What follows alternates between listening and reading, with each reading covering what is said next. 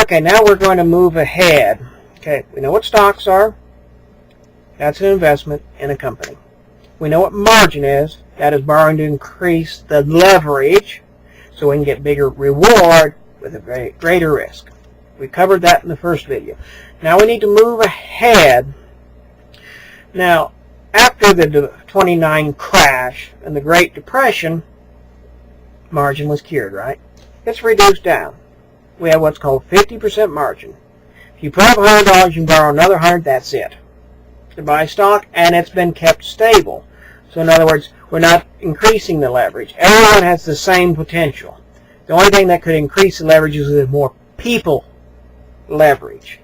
And there's always going to be a small number that will do that. A lot of people, even in the late 20s, they put cash into the market. They watched their stocks go down, but they still had something. Okay, there is still leverage out there, and that's what we don't realize.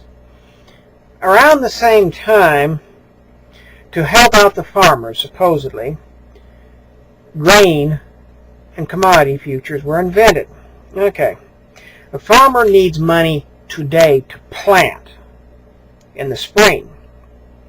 So what he does, okay, he plants 100 acres, hoping to get 10 bushels an acre. He's going to have 1,000 bushels of corn, let's say.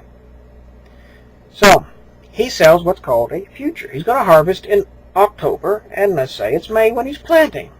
Okay, so he sells his 1,000 bushels of corn for delivery in October. It's future delivery. Okay, in other words, he sells it today. He actually gets money today with the promise to deliver in October. So he can take that money, buy the seed, the diesel fuel for the tractor, and plant the seed. If all goes well, he harvests his 1,000 bushels of corn and delivers it and closes the contract out. That's a future. That was the whole idea, to try and make things better for farmers. Well, those same gamblers who played the stock market in the 20s found, you know, I can buy this future today for this price and then sell it in 2 weeks for a higher price. In other words, I never touch the corn, but I can gamble on the price of corn. And that's futures. It will move from corn and sow bellies and wheat, soybeans. It was expanded to oil, gold, silver, foreign currencies. I mean, there are futures on all sorts. Anything that's a commodity probably has a future on, if it has any value, except possibly manure. I've never seen manure futures.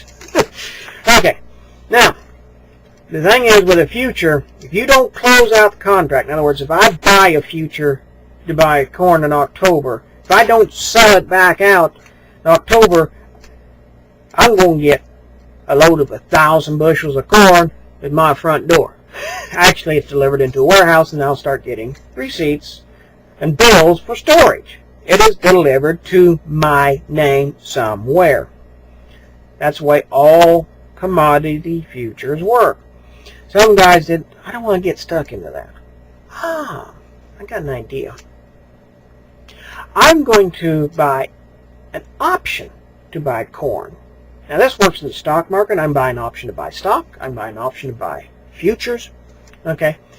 What the seller of that is okay, if I sell an option to buy an ounce of gold at a certain price within a certain time frame, if that person delivers me, let's say I sell an option to sell an ounce of gold for $1,000 that closes at the end of December 2009.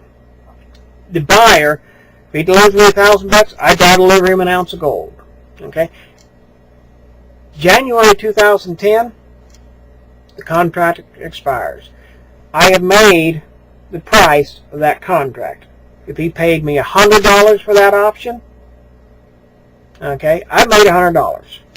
So there's money to be made in selling options, and there's money to be made in buying options if the commodity moves up. Okay, let's say gold goes to 2,000 in May of 2009. That buyer delivers me 1,000. I have to deliver him an ounce of gold. He turns right around and sells it for 2,000. He paid me $100 for that option, so he's got $1,100 invested in an ounce of gold. He just sold for $2,000. He's made $900. What's he made off of? He's made off of $100. He actually only invested $100. Yeah, he had to come with 1,000 for 2 minutes to complete the deal. But he has made 9 times profit. You can see the potential in options. That's why people go into options. And let us take a short break and think about things.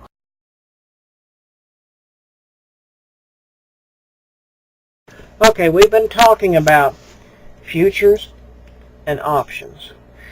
More recently, a new kind of future was invented. It's called a stock index future. I think there's now even one on the Dow Jones, although at first they resisted it. Standard & Poor's did it, NASDAQ did it, I don't know. There's probably a bunch out there. These are settled in cash. Okay, in other words, you buy a big box of stocks, just like the Dow Jones is the 30 industrials. And it's so many shares of each, and that's how they calculate that index. You buy that box on paper, or sell it on paper, and then you buy a future for future delivery, just like the gold, oil, or corn.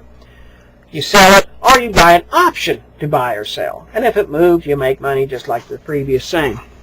Now, futures and options have been lumped together and called by the name of derivative. What this means is their value is derived from the value of something else. The value is not from them. Okay? This book has value in and of itself. Okay? It's real. It exists. This screw has value in and of itself. It's real. I can use it for something.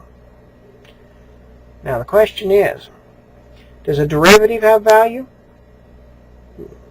An option to buy this screw has no value in and of itself.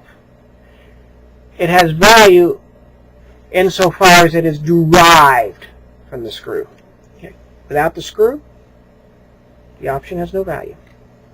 So derivatives are something that is derived. Its value is derived from something, hopefully something real. Stock index futures are derived from something that's derived from the value of stocks. Gets a little complicated, doesn't it? Benedictio potentis, Patris et Filii, Spiritus Sancti, Sans Superbosum Mani et Semper. Amen.